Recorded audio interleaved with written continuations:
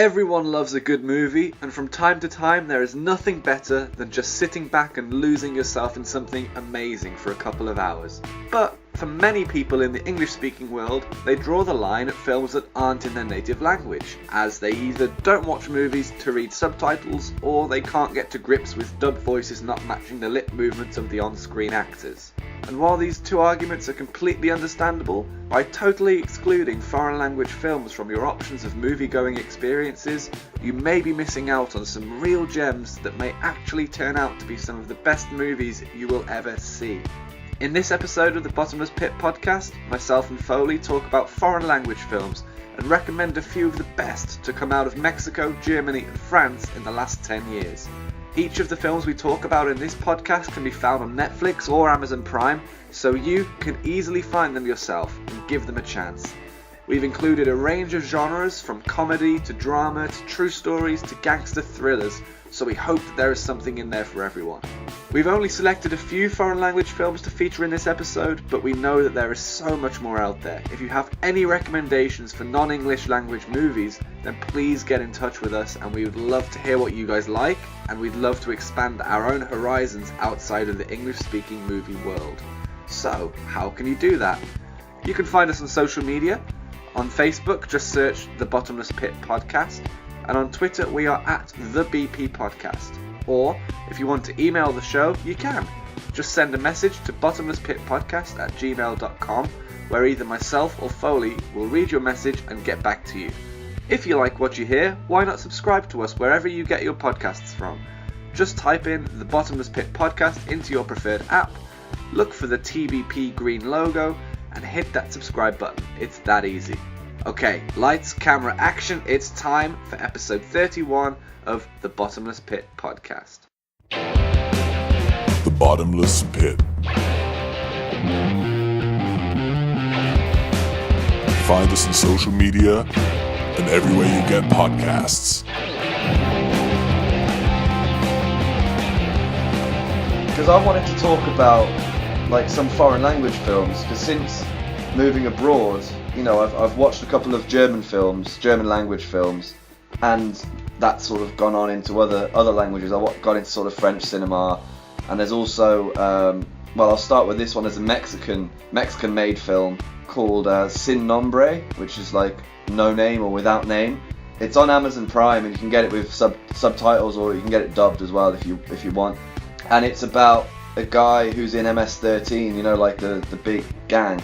And he wants to leave, he tries to leave the gang, and he gets onto the roof of one of the big freight trains. I can't remember what it's called, but it's a real thing, it's a big famous freight train that goes through Central America all the way to the Mexico-US border, and it always has migrants sort of clinging to the top of it, trying to get into the US. They'll be coming from Honduras, El Salvador, whatever, trying to get all the way through Mexico to the US border through gang-controlled lands. And the story of this film, it's a fictional story, but it's basically an account of the real events that that people do go through. Yeah. And it follows this guy who wants to leave MS-13 and go, just escape, and the only place he can escape to is the US, and just try and avoid LA, I suppose, where MS-13 is also very present. And he has to sort of avoid the gangs as he's going up through Central America. Not only does he have to avoid his own gang that he's leaving because they're trying to kill him, he's got to avoid all the other gangs because they're, as far as they're concerned, he's a rival and he has to die. And he meets this family and this girl, and then he helps her get to the States and stuff. And I'm not going to ruin the ending, but it's a really hard-hitting look at that sort of life and the sort of struggle that you have if you're in a gang, and then also just if you're from a poor family and you're trying to get to a better life. How hard that is and how much of a struggle that is to get to the US. It's an amazing film. It's one of the better sort of gangster films I've ever seen, and it happens to be a Spanish language film. If you want an obscure comedy, I recommend it's a German one that I've seen, and you might be thinking, well, Germans don't have a sense of humour. This really proves that they do. It's hilarious. It's but in German it's called ist wieder da, which means he's back again, but actually the English translation for the actual title, if you look for it, it's called Look Who's Back. Oh, okay. It's a mockumentary. Right. It's like Borat. Did you ever watch Borat? Yeah. And it's so it's a character, but it's being filmed in the real world and getting reactions of the real people, sort of thing. Okay. And the character is Hitler. Oh wow. And it's so this actor is dressed up as Hitler, and the plot is, they don't explain how, but what would happen if Hitler sort of found himself in modern day Germany? Yeah. With all of his beliefs and everything, as he was, but just he's in modern day Germany. How would he be received, and what would happen? And it just follows him round as he's like applying for jobs, and he just meets lots of different types of people, and obviously people on the streets are horrified. They know it's not real Hitler, of course, but they're horrified to see this guy dressed up as Hitler, walking around talking like him and stuff. And he meets, the real modern day neo-Nazis, and of course gets on with them very well. And they think he's awesome. They don't realise that they're getting humiliated, essentially. They're being really shown how stupid they are. But the character of Hitler, he obviously gets on well with these neo-Nazis, and they have a good time together. It's really funny. And there's a scene with a dog, and he kills the dog, and that's not spoiling the scene. And it's the scene with this dead dog that every time I watch it, I cry with laughter because it's so funny. It's on YouTube, like you can get just the scene. I believe you can find it on Netflix as well, the whole film. Okay. Obviously, again, you can watch it with English subtitles or maybe overdubbed as well. And I can't recommend watching that enough. If you like the Borat style of film, you should definitely give that one a look. Awesome. It's called Look Who's Back. I will indeed, actually. That sounds good. Although one thing I have to say, I'd rather watch subtitled than dubbed. I can't stand dubbed movies. I did enough of that anyway. I don't know if you did, but when we're in South America, some of the buses that have movies, and I watched like 2 or 3 dubbed ones, and oh my god, it's like the worst thing ever. Oh, absolutely. Like, the only reason I say both is because a lot of people don't want to go to the cinema or don't want to sit and watch a movie to read. Do you know what I mean? Yeah, they don't that's want to fair. read subtitles. Yeah. Some people have that sort of viewpoint, which is understandable too. But I am of that opinion. I like to be able to hear the actual words coming out of the mouth, even if I don't understand the language, and I can just read the subtitles underneath. Same. It actually helped me pick up a couple of Spanish words watching. I think it was Rise of the Planet of the Apes, or one of the new Planet of the Apes ones, like that. It massively helps. Just picking up things here and there. I will mention as well, like with that Hitler one, like when I mentioned the dead dog, that bit is fake. It's a fake dead dog. Like, don't worry, he doesn't actually kill a dog. Yeah. I just want to say that. I'm sure he did in real life. Like, it's pretty unanimous that he wasn't a great person.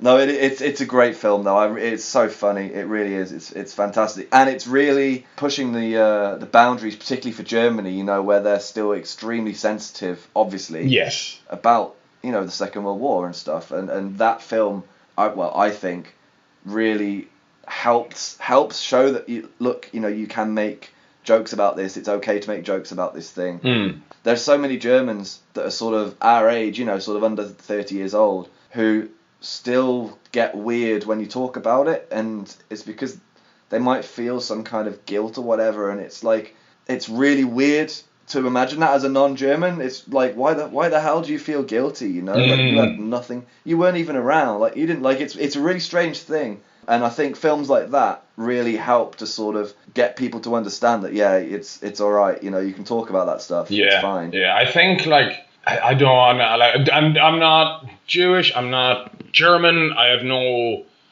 direct connection to what happened, and it feels like enough time has passed that this kind of thing, I don't want to say it'll become more regular or anything, but it is about time that this kind of thing is happening, like that kind of movie.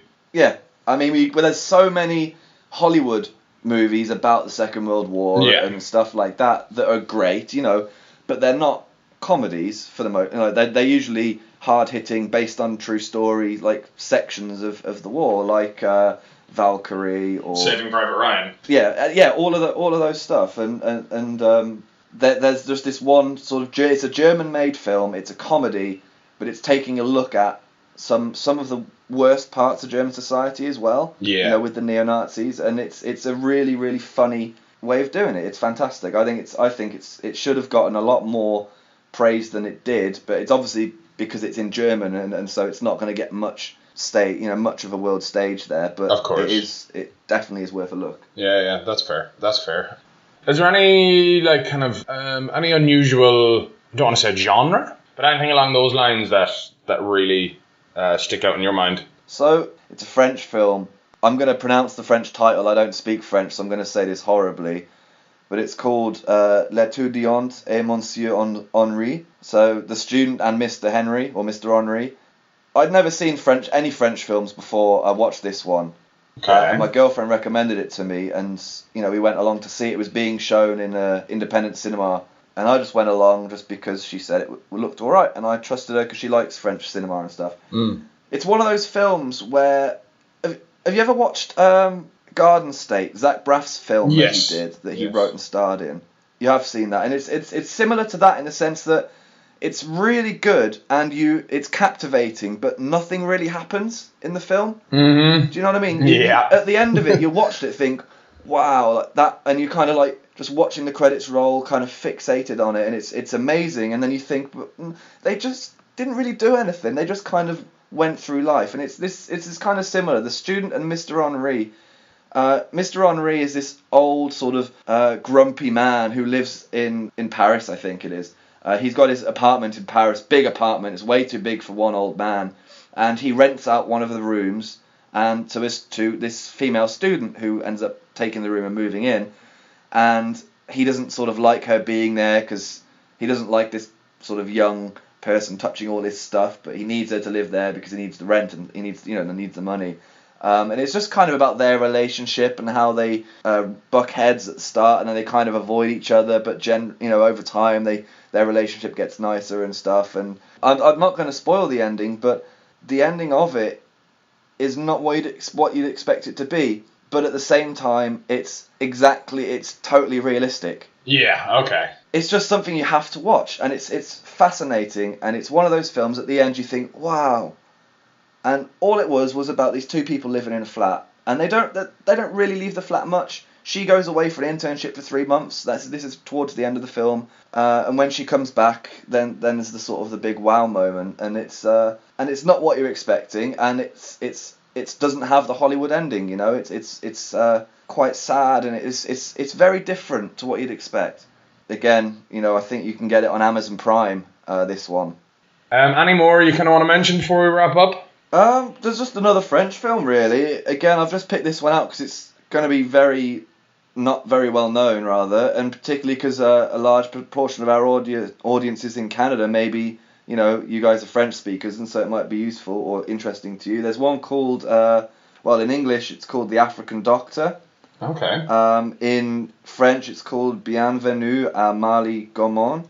Right. Again, I don't speak French, so that was horribly pronounced. I appreciate that. Bienvenue à Marly-Gormont. Okay. But it's listed as a comedy drama, and I guess it is funny in parts, but it's very much about he's an African doctor, as the title suggests. I can't remember which country in Africa he's from, but it's a French-speaking country, and he goes to France to get his medical degree. Congo. And then brings his family over from Africa. And he sets up a practice in a tiny village in back end of nowhere in France, and everyone in the village is white, and they all live in they don't leave the village, and so they've never really had any interaction with anyone of any other culture, whatever. So they've never seen a black person before, and it's about sort of how they accept him, and first of all they are extremely racist, and so they don't want to know, and they actually don't go to his practice for the first few months. And this is a true story, by the way. This isn't just a thing that's been written. This is a true story. And they don't go to his practice. They actually make the effort to go to the next village over to see the doctor over there, which is a massive inconvenience for them. But they would rather do that than go and see this black doctor. Wow. There's also the difficulties with when the family arrives, with the wife sort of making friends, because she's left her family and friends from back home to come over to France for her husband's career, and she knows no one, and they're not welcomed, and the kids get bullied at school. But eventually, after years or after a long time, they sort of do get settled. The doctor puts a lot of effort in trying to balance, the grievances of his family, the very understandable grievances of his family because of the stuff they're going through and wanting to go home, and balancing that with the abuse that they're getting from the village people, from the people of the village. That has just changed my whole outlook on that movie now. Those village people, mate, they're horrible. No, and it's a true story. And eventually, obviously, they all get accepted, and he ended up being the doctor for that village until he died. Yeah. You know, he's lived there his whole life, and he died a few years ago, and the entire village, you know, came out to his funeral, and it was just a heartwarming story that started off incredibly sad. Yeah. And like I said, it's labelled as a comedy drama. You know, it's very sweet, but it is also it's quite hard as well. It's a very, very good film. Nice. But yeah, that's The African Doctor. If anyone's interested. Awesome. I'll check it out sometime.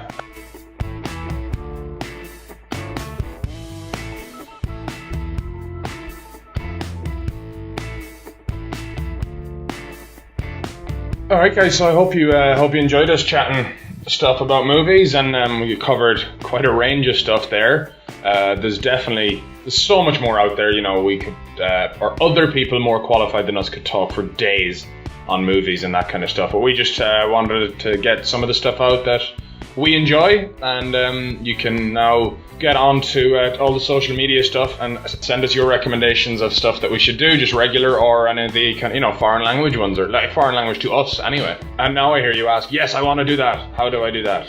Well, the best way to do it is to hit us up on Twitter.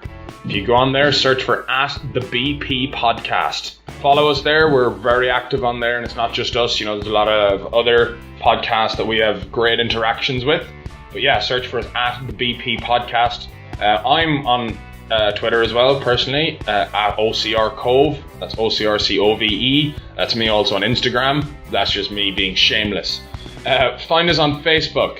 You can do, just search for the Bottomless Pit Podcast. We're also on SoundCloud, the Bottomless Pit Podcast, wherever you get your podcasts as well.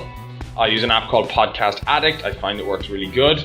But that could be via iTunes, Stitcher, Acast, Google Play in some parts of the world. Search for the Bottomless Pit Podcast, and you'll see a nice green logo. That is us. Click on us, subscribe, give us a listen. You know, rate, review, share it with your friends and family and your dogs and your cats, because they're all active on Instagram these days. Yeah, hit us up. Let us know what you think about it. We're trying to grow here, and we appreciate all the help that you guys can do. If the 140, or if you're lucky, the 280 characters on Twitter aren't enough for you, if you can't fit in your message to @TheBP Podcast on Twitter, you can email us. The address is bottomlesspitpodcast@gmail.com.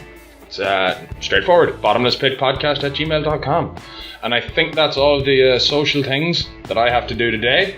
We really appreciate you guys out there. We love all the interaction that you're having with us and that we get with you. We always listen to whatever anyone has to say, whether it be good or bad. And if you want us to talk about something, as I said, guys, we're the Bottomless Pit Podcast. There's not too many things that we won't talk about. So hit us up. But until next time, catch you then. Bye-bye.